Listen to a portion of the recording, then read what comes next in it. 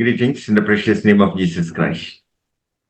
यीशु मसीह के नाम में मैं आप सभी का अभिवादन करता हूँ Welcome to this Hindi Bible study of Events and Ministries. और मैं आप सबका इस हिंदी बाइबल स्टडी जो इवेंशन मिनिस्ट्री की तरफ से आप सबका स्वागत करता हूँ। The passage for today's Bible study is Matthew chapter 16 verses 13 to 20. और आज के लिए जो हमने बाइबल स्टडी के लिए जो लिया है वो है मत्ती रचित सुसमाचार उसका 16 अध्याय उसका 13 से 20 वचन। Now, when Jesus came into the parts of Caesarea Philippi, he said to his disciples, saying, "Who do men say that the Son of Man is?" और जब यीशु जो है कैसरिया फिलिपी के प्रदेश में आया और अपने चेलों से पूछने लगा, लोग मनुष्य के पुत्र को क्या कहते हैं? And they said some John the Baptist, and others Elijah, and still others Jeremiah or one of the prophets. और उन्होंने कहा कुछ तो यूहन्ना बपतिस्मा देने वाला कहते हैं और कुछ एलिया और कुछ इर्मिया या भविष्यवक्ताओं में से कोई एक कहते हैं। So Caesarea Philippi is in the northern part of the Holy Land. और जो कैसरिया फिलिपी जो है जो पवित्र भूमि जिसको हम कहते हैं उसके उत्तरी दिशा में It is at the foot of Mount Hermon. और ये जो है ये माउंट हरमोन है उसके वहां पे है। It was in Caesarea Philippi that the vision concerning him as the Christ came to Peter. और ये कैसरिया फिलिपी का ही प्रदेश था जहाँ पे पतरस को यीशु को मसीह स्वीकार करके यहाँ पे एक ऐसा चीज हुआ। It was there also that the church was revealed.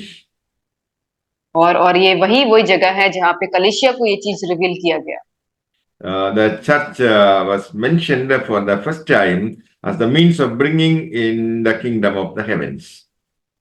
और पहली बार वहां पे कलीसिया सबका यहाँ पे इस्तेमाल किया गया और वहां पे उसका मतलब ये था कि स्वर्ग के राज्य को वहां पे स्थापित करना, लोगों को लाना। As a man, Christ was a mystery to that generation as he is to people today. और उस समय के लोगों के लिए जो मसीह जो है एक बहुत ही रहस्यमय चीज था जैसे कि आज के दौर के लिए भी है। Without heavenly revelation, people can realize Jesus as only one of the prophets. और बिना स्वर्ग रेवलेशन के लिए केवल हम यही जान सकते हैं कि यीशु मसीह जो है कि भविष्यवक्ताओं में से एक है। By this revelation, we know that he is the Christ, the Son of the living God.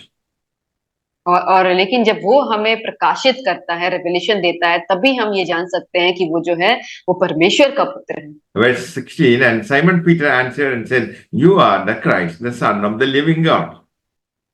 और तब सिमोन पतरस ने उत्तर दिया, तू जीवते परमेश्वर का पुत्र मसीह है।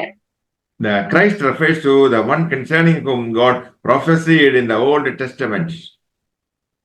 और मसीह उससे संबंधित है जिसमें परमेश्वर ने पुराने नियम में जिसको लेके भविष्यवाणियां की। Christ is the one who would come to accomplish the will of God.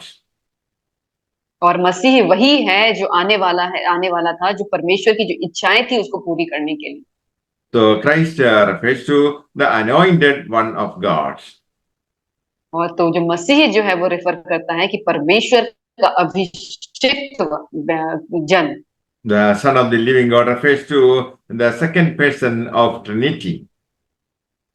और जो परमेश्वर का जो जो पुत्र है वो दिखाता है कि जो हम त्रिएक परमेश्वर जो है वो उसका एक हिस्सा है।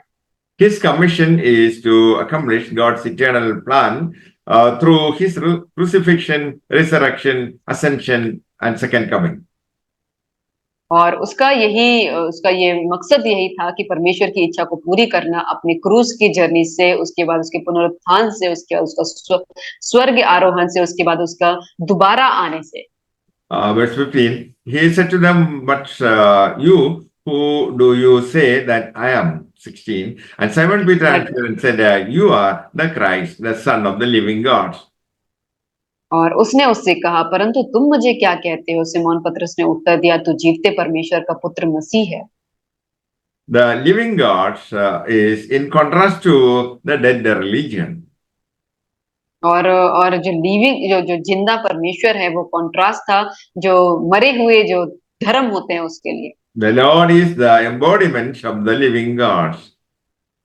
और जो परमेश्वर जो है वो हमारे शरीर में आया हुआ एक अवतार लेके जो जीवता परमेश्वर है। So Simon Peter answered and said, "You are the Christ, the Son of the living God." और तब सिमोन पतरस ने उत्तर दिया, तो जीवते परमेश्वर का पुत्र मसीह है।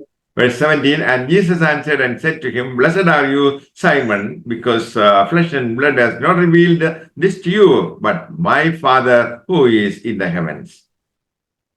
और यीशु ने उसको उत्तर दिया, हे सिमोन योना के पुत्र, तू धन्य है, क्योंकि मांस और लहू ने नहीं परंतु मेरे पिता ने जो स्वर्ग में है यह बात तुझ पर प्रकट की है। Only the Father can reveal the Son to us. केवल पिता ही है जो पुत्र को हमारे ऊपर प्रकाशित कर सकता है। Yeah.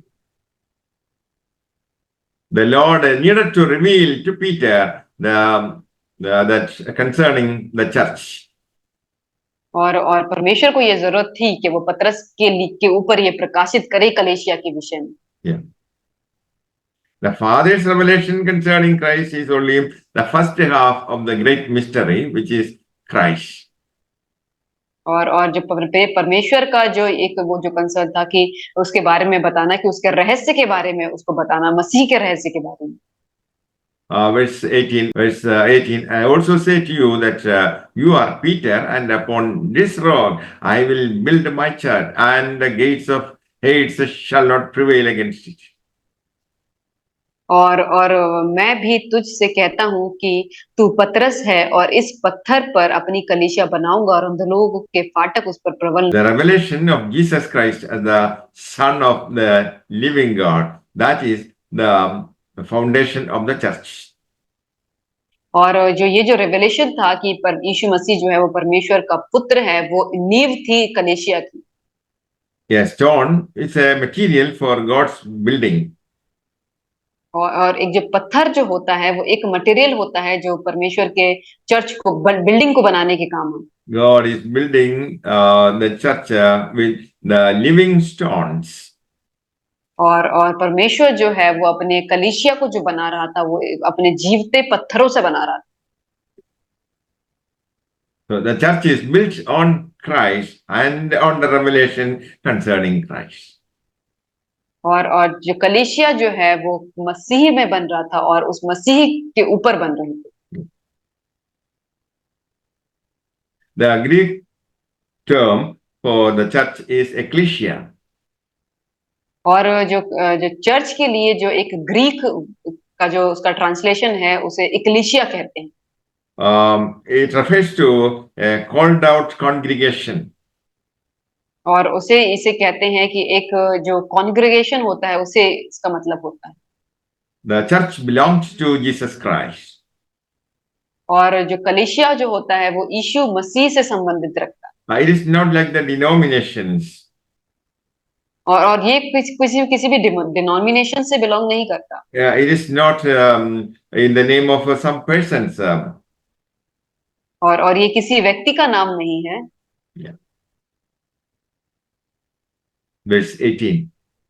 And I also say to you that Peter, upon this rock I will build my church, and the gates of Hades shall not prevail against it. और मैं भी तुझसे कहता हूँ कि तू पतरस है और मैं इस पत्थर पर अपनी कलीसिया बनाऊंगा और अंधलोक के फाटक उस पर प्रबल न होंगे। Gates of Hades refer to Satan's authority. और जो अंधलोक के फाटक होते हैं वो जो शैतान की ताकत है उसको दर्शाते हैं। The power of darkness cannot prevail against the genuine church built by Christ. और वो जो शैतान की जो अंधकार की शक्तियां होती हैं वो जो सच्चाई से जो कलीसिया बनी होती है उसके ऊपर चढ़ाई नहीं कर सकते, उसके ऊपर प्रबल नहीं हो सकते। Christ built the church upon the revelation concerning him as the rock with stones such as Peter. और जो ये जो कलीसिया जो बनी है जो परमेश्वर के ऊपर जो रेवलेशन हुई उससे जो मसीह के ऊपर नींव डाल के बनी हुई है और जो उसमें जीवते पत्थर जैसे पतरस है उसके द्वारा बनी हुई है। This word also indicates that Satan's power of darkness will attack the church. और ये शब्द और ये भी बताता है कि जो शैतान की जो शक्तियां हैं वो कलीसिया के ऊपर आक्रमण करेंगी। Verse 19. I will give to you the keys of the kingdom of the heaven, and whatever you bind on earth shall have been bound in the heavens. और मैं तुम्हें स्वर्ग के राज्य की कुंजियां दूंगा, और जो कुछ भी तुम पृथ्वी पर बांधोगे वह स्वर्ग में बंधेगा, और जो कुछ तुम पृथ्वी पर खोलोगे वह स्वर्ग में खुलेगा। And whatever you loose on the earth shall have been loosed in the heavens. और जो कुछ भी तुम पृथ्वी पर खोलोगे वह स्वर्ग में खुलेगा। The gospel is concerned with the kingdom of the heavens. और जो सुसमाचार जो होता है वो स्वर्ग के राज्य के बारे में होता है। It's a matter of authority. और ये एक अथॉरिटी, एक अधिकार का मैटर होता है। The church revealed in this book represents the kingdom with its rule.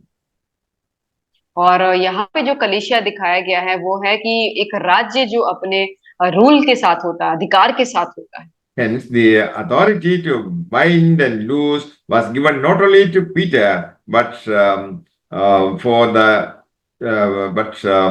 church itself. और ये जो बांधने और खोलने का जो अधिकार है वो केवल पतरस को नहीं दिया गया बल्कि कलीसिया को भी दिया गया। So whatever the church people binds or loose on the earth must be something that has already been bound or loosed in the heavens. और जब कलीसिया के लोग जो है किसी विषय को अगर वहां पे बांधते हैं या खोलते हैं तो वो स्वर्ग में भी पहले से ही बंधा और खुला जाएगा। May the Lord bless you all with these words. Amen. परमेश्वर आप सबको इन वचन के द्वारा आशीष करे। आमीन।